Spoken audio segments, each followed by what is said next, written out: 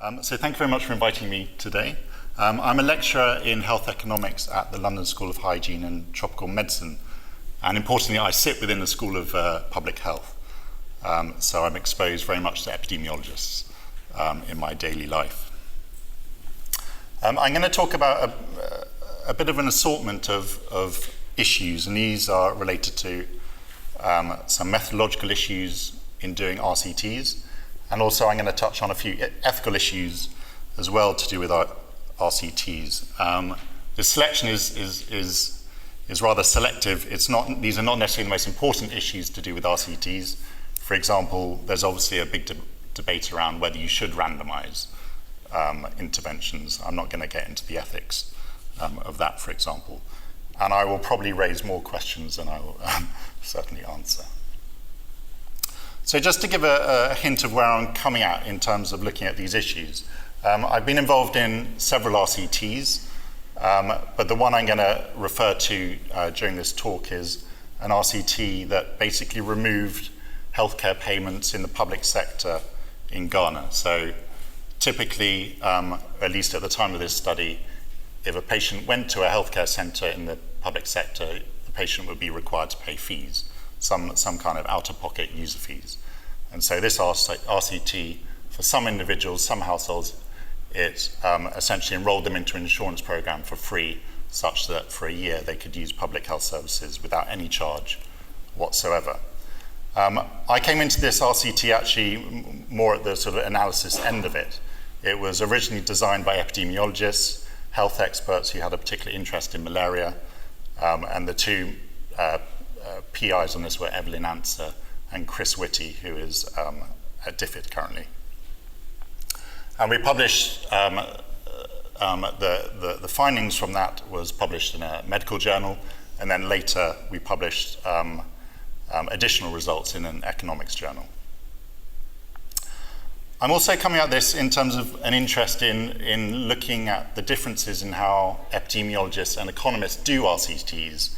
And I think there are several areas where there are quite distinct differences, and I find this interesting to know the reasons why, but also to see whether there's an emerging best practice. There are often legitimate reasons for differences, but I think there are some areas where one can say that a particular practice is preferable over a different practice. I hope I'm not going to characterize economists and epidemiologists too much, and I'm going to try and stick in safe ground in terms of sticking to areas where there are clear differences between the two disciplines. I should also add this interest in the differences between economists and epidemiologists is also applies to colleagues of mine at the London School, particularly epidemiologists, who their initial interest in this came from wanting to read some economics papers which related to health, and they just couldn't understand them. They couldn't look at the results tables and figure out what was going on. And so their initial interest was, why are the results reported so differently in economics journals than medical journals? They also couldn't understand why an economics paper was 50 pages long when their own papers are 3 or 4 pages long. So just to give a bit of background on the particular RCT that I'll be referring to. So as I said, this was a randomized trial of essentially giving free health services to individual households. So it was randomized at an individual level, in contrast to Robin's randomized trial. And the control group received no intervention, such that if they used public health services, they'd be required to pay user fees. And the focus was very much on the health of children and objectively measured health. The key outcome here was anemia, and that related to the interest of the PIs on malaria.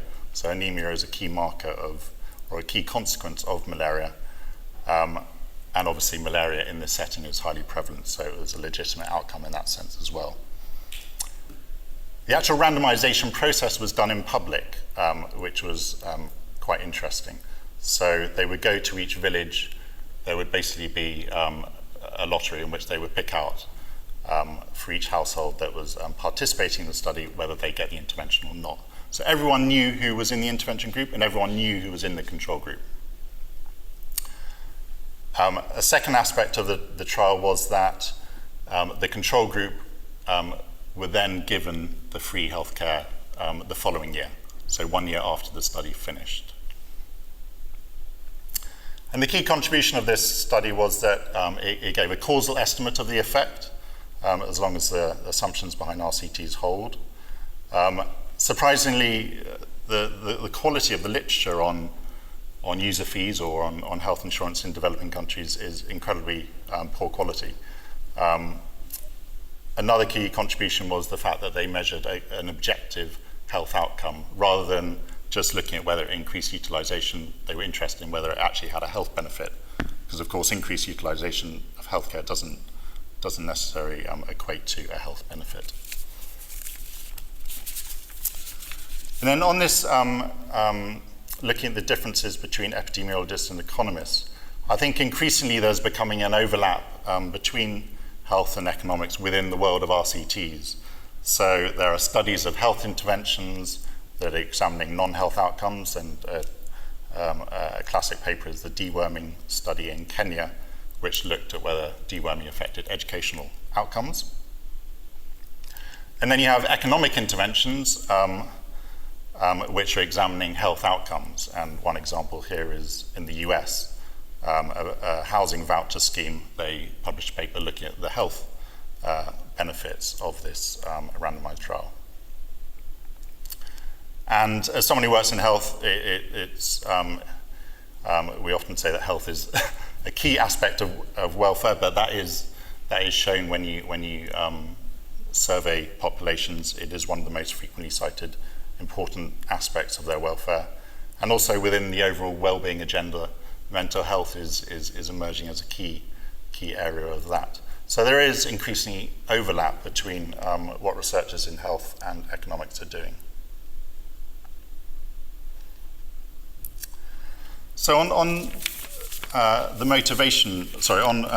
methodological issues, the first point here is around the motivation for trials. It's not strictly methodological, I guess, but I've characterized trials or RCTs into perhaps four different types related to the motivation for why you want to do that. Obviously, you want to do an RCT because you want to get a causal effect of an impact, which is obvious. But in terms of the four types of different trials, the first type of trial might be very much an intervention trial. So this could be, what is the effectiveness of malaria bed nets? And that's something that epidemiologists and those working in the health world have been doing for many years. And of course, economists also do, increasingly so, these kind of trials. The second type of RCT might be more of a real-world policy evaluation, which I think Robbins would fit into, and evaluations of, for example, Progressa in Mexico, the conditional cash transfer program, that would certainly fit into that. And I'd say epidemiologists and economists do these kind of evaluations. But I think the latter two is where certainly those working in the medical world, epidemiologists, are not particularly, do not do these kind of RCTs. So one is a mechanism experiment, and what we mean by that is you are designing the intervention purely to test a theory. So the intervention is not necessarily something you do in the real world.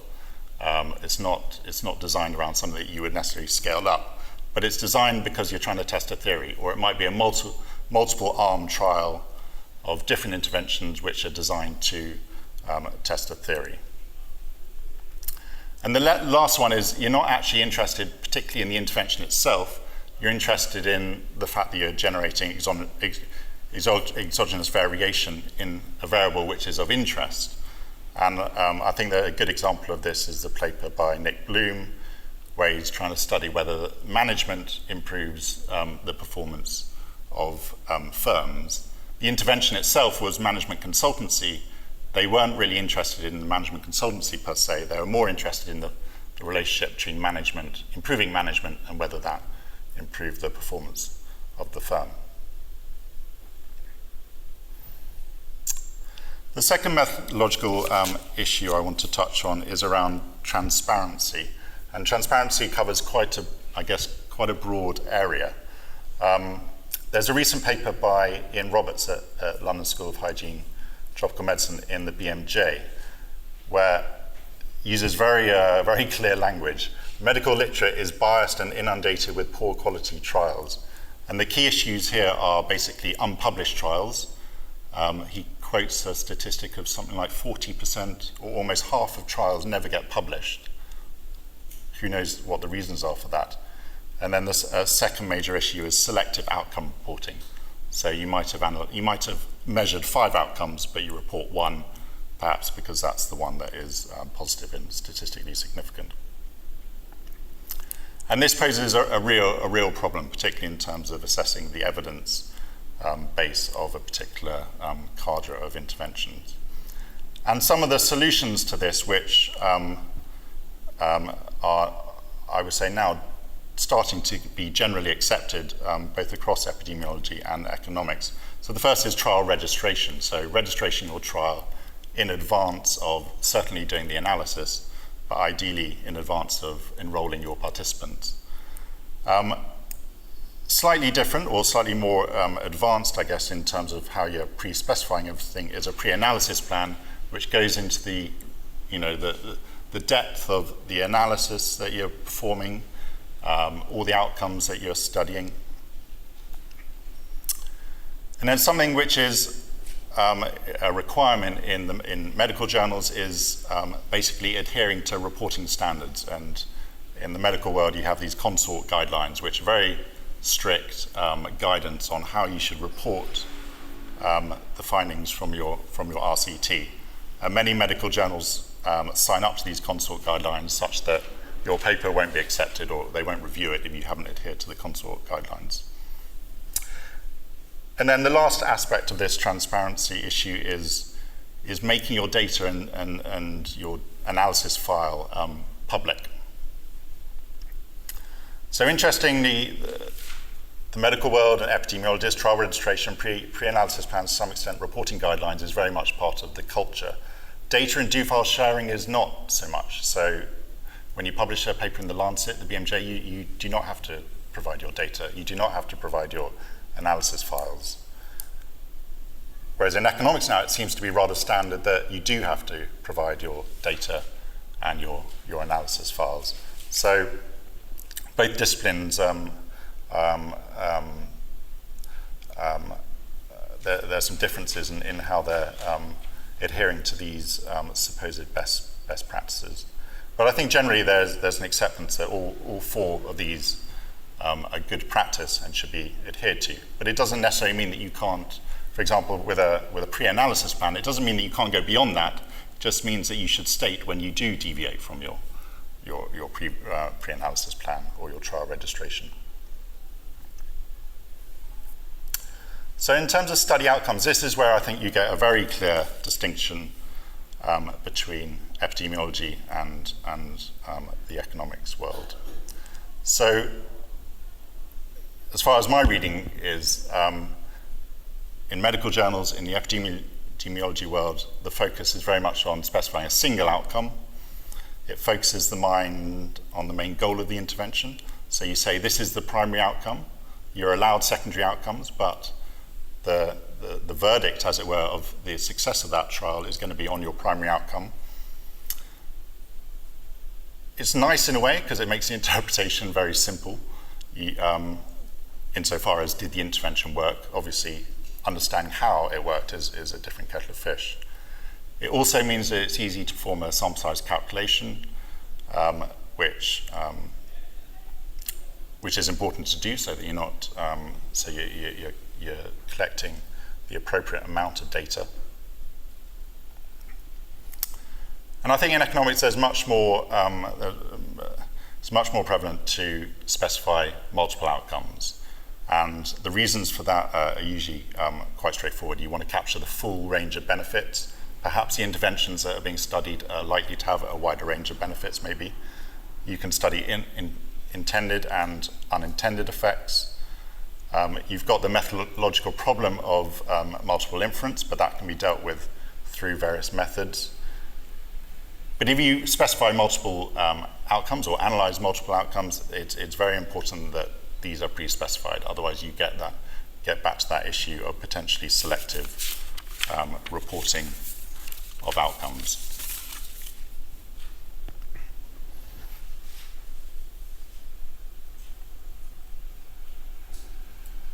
So my last point on methodological issues is around statistical analysis. And here again, I think there is a very clear distinction between the world of economics and epidemiology stroke medicine. So in medical journals, the incentives seem to be very much to standardize analysis.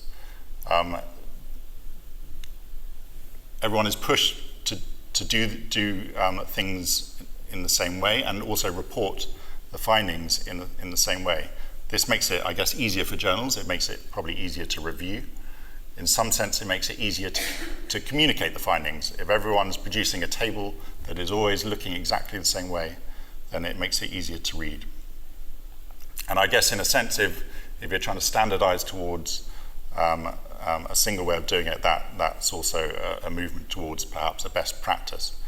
And so this very much refers to the reporting, I guess, of the basic results of a randomized trial. My sense is in economics, and I'll be interested to hear people's views on this, is that the incentives are much more around trying to innovate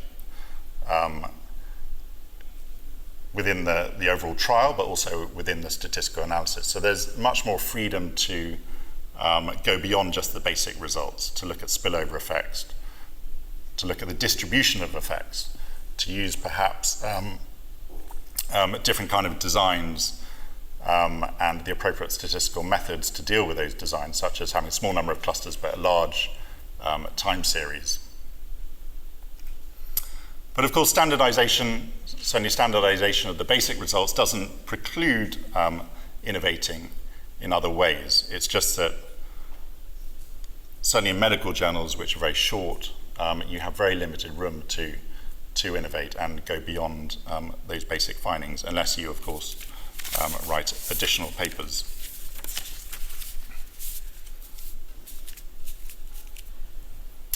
I think quite an interesting experience from the Ghana randomized trial that we had. The first paper was published in a medical journal, so it had a primary outcome, and the effect of the intervention was to increase utilization, healthcare utilization, by a modest amount, 12%. But there was no effect on the main health outcome, anemia. So the conclusion was quite clear. Health insurance did not improve the health status of children. Then in the economics paper of the same data, we analyzed a much broader selection of outcomes. So we looked at the effect on consumption smoothing and health expenditure, of which there was a massive benefit, even though that there was no overall benefit on health. And of course, having a benefit on consumption smoothing and reduced out-of-pocket expenditures on healthcare is an incredibly important benefit and is likely to increase their living standards. But also on the health outcome, by doing a subgroup analysis, there was a health benefit for those who were particularly ill at baseline. And you can imagine healthcare is clearly going to be of most benefit to those who need it. So this provided a much more nuanced, conclusion from the study because we had more scope to innovate, as it were, and go beyond the original pre-specified plan. So I'm just going to touch on a few ethical issues to do with randomization. And this relates to, in part, my experience in the Ghana trial. So we did, in the trial, there was public randomization, and it was done because it was deemed that would be much more acceptable to the community, and indeed it was, and it's much more transparent in that sense. But it does create a few concerns then, methodological concerns. You would be probably more worried about spillovers. So this was individual randomization. Everyone knew who got the intervention or not. You wonder whether this is going to affect either affect the behavior of the control group. Perhaps they're just disappointed, and that in itself affects their behavior. But secondly, you also worry about some kind of spillovers between the intervention group and the control group, and that could take various forms, such as sharing drugs that you get from the health facility, or if the intervention improved the living standards of the intervention group, there may be some risk sharing with the control group. Potentially it also makes blinding, and obviously the recipients of the intervention can't be blinded to this, but the survey team, ideally you would want them to be blinded to the intervention in terms of the data collection. It makes it trickier because the households, there's much, just generally within the village, there's much more awareness of who got the intervention and who didn't. And it does make it harder to blind the survey team when they come to do the inline data collection. Having gone through probably 3 ethical review processes within the London School of Hygiene,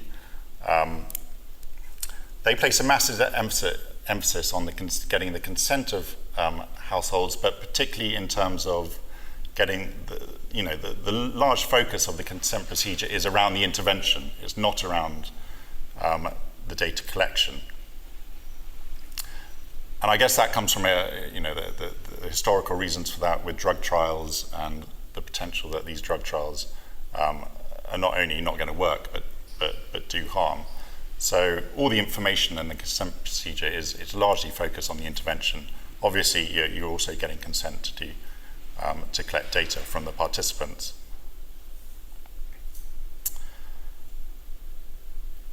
Although this wasn't an issue with the Ghana trial because it was individually randomized, but there is a big question about how you get consent within a cluster randomized trial setting. One extreme is you get the consent of everyone within the cluster who's going to get the intervention and get their consent, but what do you do if someone says they don't want the intervention and it's a cluster delivered intervention? And I think, certainly in the medical world, I think the usual practice is to get consent from some kind of authority or figurehead or community leader within each cluster to do the trial. But it's certainly an unresolved issue.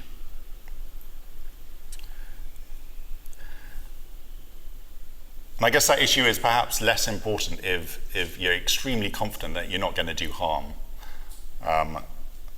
Because, at worst, the intervention does nothing. But I think increasingly, it's not just drug trials that can do harm. I think all these interventions can potentially do harm, often in ways that are not even thought of in the first place, and often in ways that are rarely measured. So I think it's a dangerous assumption to come in assuming that these things are not going to do harm, and therefore perhaps being a bit more relaxed in terms of the consent procedure.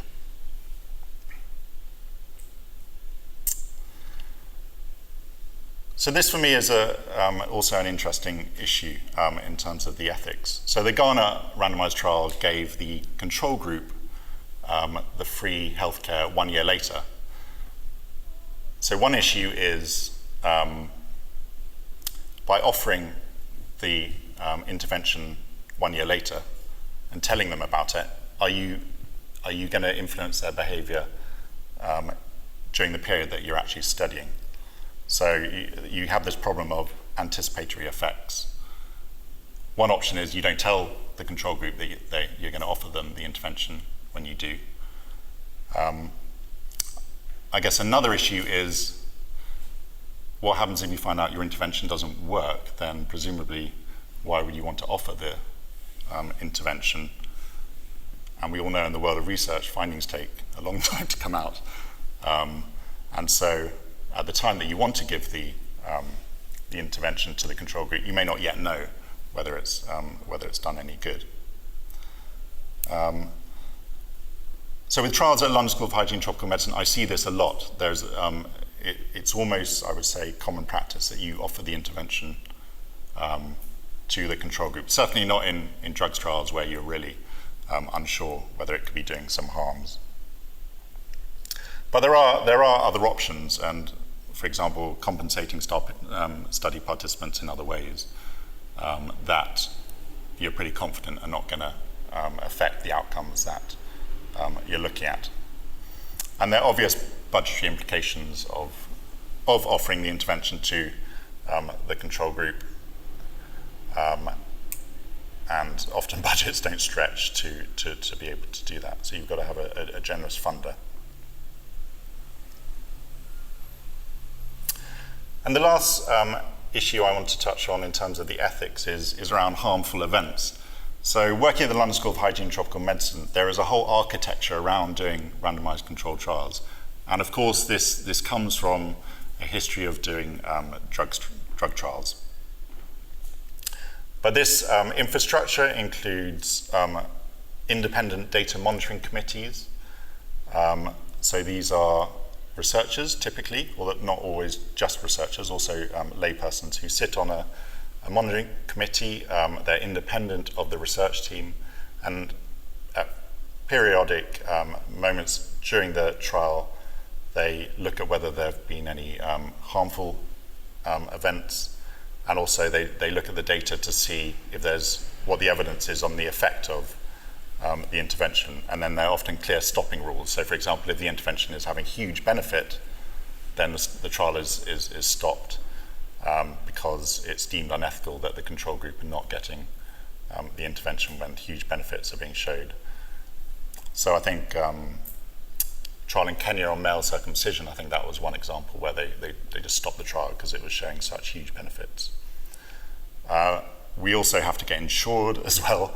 They're very strict guidance around that to cover ourselves in case of any unforeseen events. My reading of this is that data monitoring committees are quite rare outside of the clinical world, but I wonder whether they do have some kind of relevance to RCTs outside of clinical work. Certainly, though, it adds enormously to the expense of doing trials. And that's why I think the average trial at London School of Hygiene and Tropical Medicine, even if it's a sort of development intervention, is enormously expensive because of this infrastructure around it. So my final remarks are quite short, and I look forward to hearing some discussion around these issues. Clearly, the number of RCTs being done in low and middle income countries is increasing, but also increasing across the disciplines, particularly in economics, as Robin said. And there are clear methodological differences between, I focused on economists and epidemiologists, but I don't know about other disciplines, so I'll be interested to know whether there are differences that other disciplines could speak to. And I think there is certainly some desirability in converging methodologically in some areas, but this doesn't have to be the case. And the disciplines do things in a certain way for often their own reasons. So, for example, in economics, you could read an RC. If you know how to read economics papers, you can read any type of empirical analysis, pretty much, which is presumably why RCTs are reported in that way. It might be, there would probably be little appetite for economists trying to report in the same way that epidemiologists do in medical journals, according to the consort guidelines. And I think it's very important in all of this to think about what the key audience is at the end of the day. Ultimately, we should be trying to get research into practice, so that should have a huge influence on some of these methodological issues, on these reporting issues, on how to get the message across from our studies. Okay, thank you very much. Thank you very much.